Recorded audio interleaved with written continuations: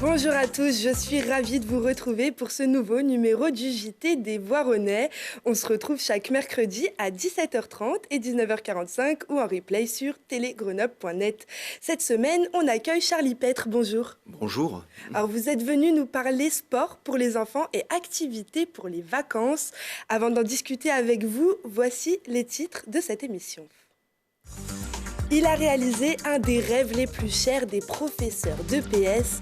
Avec son chausson d'escalade réglable, Vincent Gattaz avait aussi séduit le jury Innosport 2019. Ce n'est pas sur un mur, mais bien sur des agrès qu'ont grimpé les gymnastes dimanche lors de la compétition départementale masculine. Finalement, Eric Emmanuel Schmitt sera au grand angle pour présenter le spectacle dont il est aussi l'auteur, Monsieur Ibrahim et les fleurs du Coran. Ce n'est pas la taille qui compte. Il a remporté le prix Innosport en juin dernier avec son chausson d'escalade réglable multitaille. Le Variostrap est né de son créateur Vincent Gattaz, un professeur d'EPS exaspéré de voir ses élèves grimper en basket sur le mur. Petite présentation de cette invention.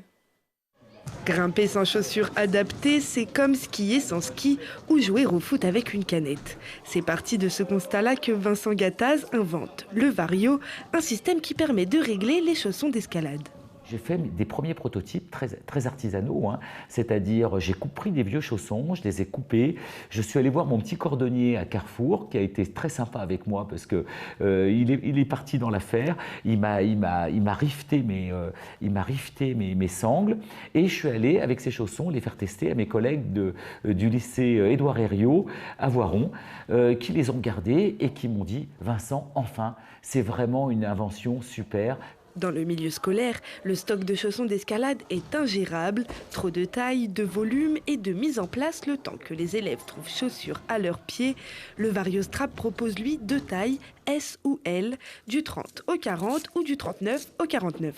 Avec peu de chaussons, 16 chaussons, on peut animer une séance, une leçon d'EPS, une leçon d'escalade de la 6e en université. Une fois qu'il a eu la certitude que le chausson séduirait, Vincent l'a breveté, puis proposé à la société Neufa Climbing qui en a fait les premiers prototypes. Je me demandais quand même si on pouvait vraiment bien grimper avec ce chausson. Et en fait, je trouve qu'il va plutôt bien, il est très confortable, c'est vrai qu'il se règle facilement et je trouve qu'il est plutôt très bien. C'est très confortable, c'est ce qui est le plus important. Et puis il reste très précis, surtout sur l'avant des chaussons. Ce chausson multipointure est désormais fabriqué et développé par la marque EB.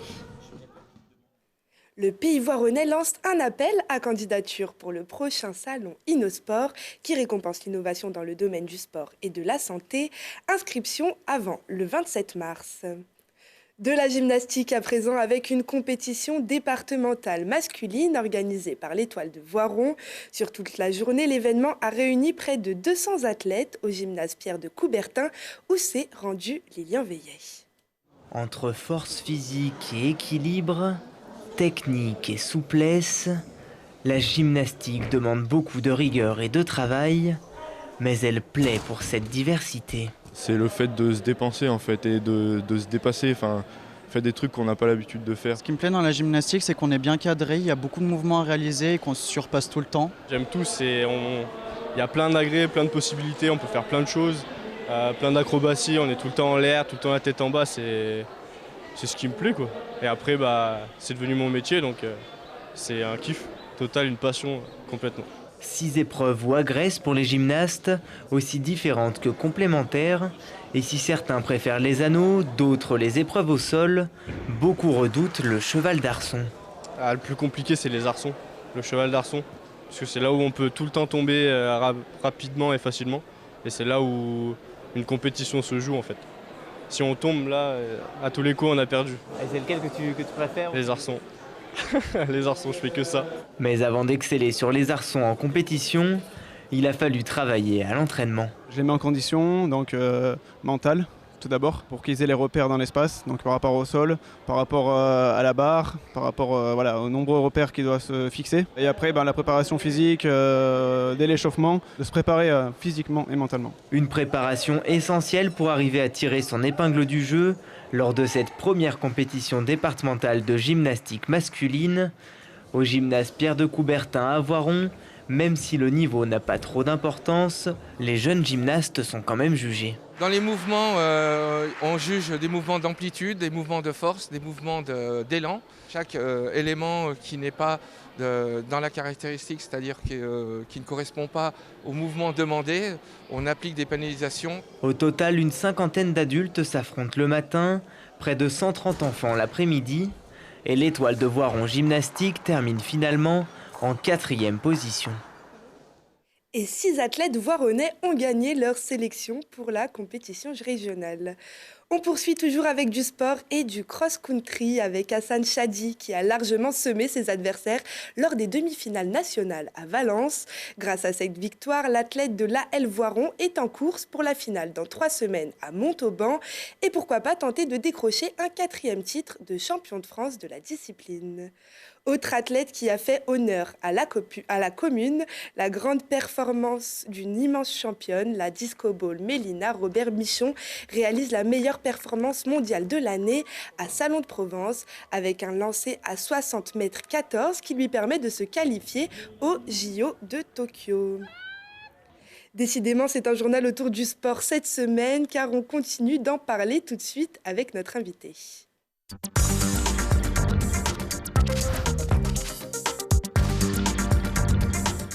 Charlie Petre, vous êtes directeur de la vie sportive à la ville de Voiron.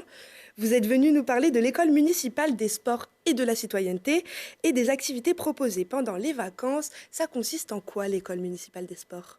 Alors comme on peut le constater dans ce journal, Voiron est vraiment une ville sportive. Et le sport, ça commence dès l'enfance. Et c'est pourquoi la ville de Voiron a mis en place déjà depuis un certain nombre d'années l'école municipale des sports, qui est devenue quelques années plus tard l'école municipale des sports et de la citoyenneté. Je vous expliquerai pourquoi.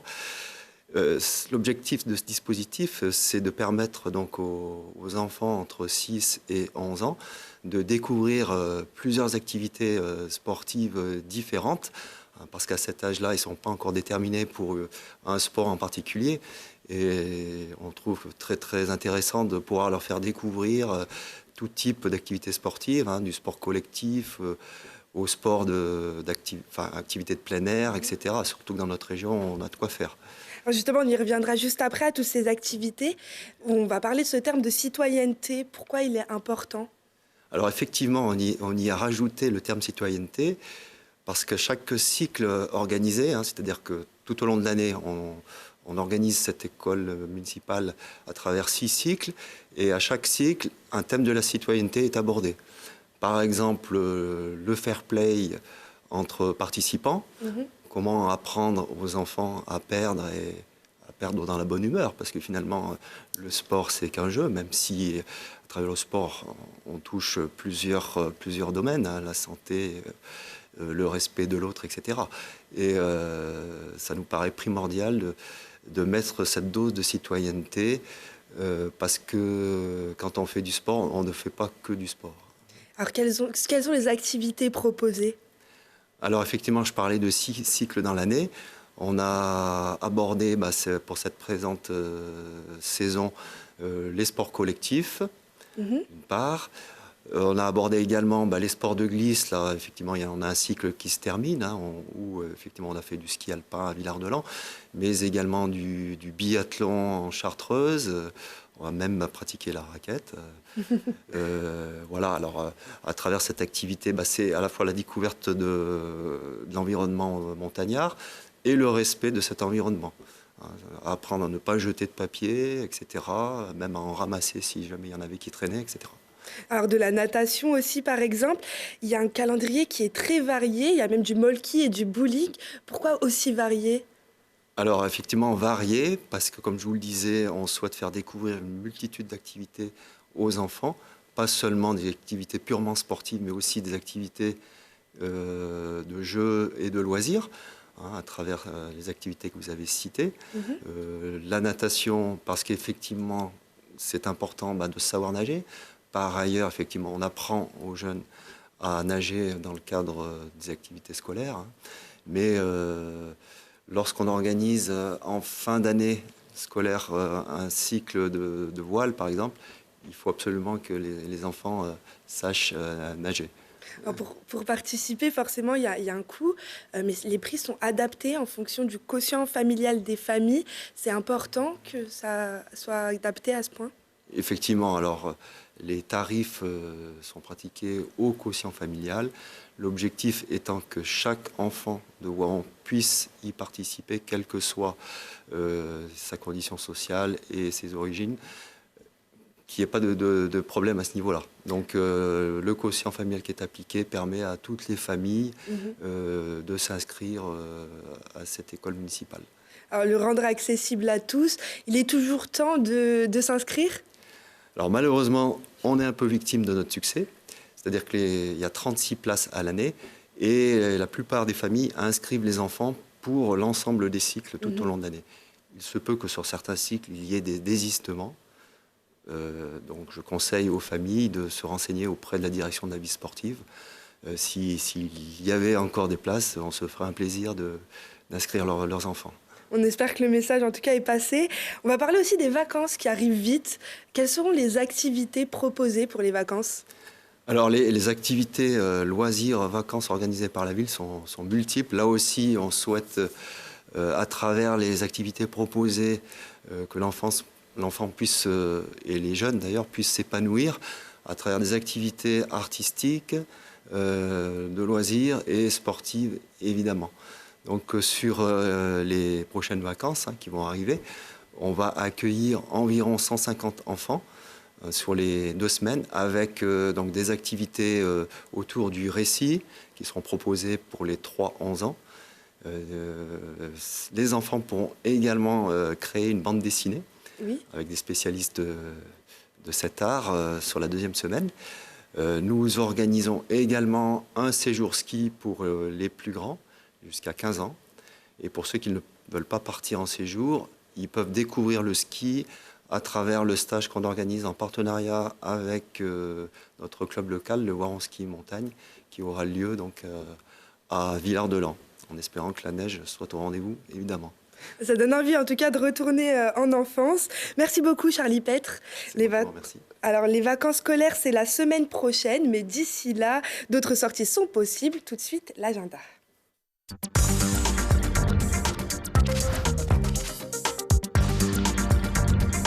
Le talentueux Eric Emmanuel Schmitt montera sur la scène du Grand Angle vendredi. Il interprétera son spectacle Monsieur Ibrahim et les fleurs du Coran. L'histoire se déroule à Paris dans les années 60 lorsqu'un jeune juif, Momo, se lie d'amitié avec un vieil épicier arabe de la rue Bleue.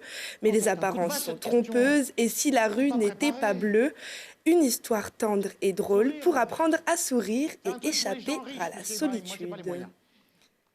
Les souvenirs sont fumés, ils dansent devant tes yeux et paraissent réels, mais quand tu essayes de les saisir, ils se dissolvent entre tes doigts et changent de forme jusqu'à ce qu'ils s'évanouissent.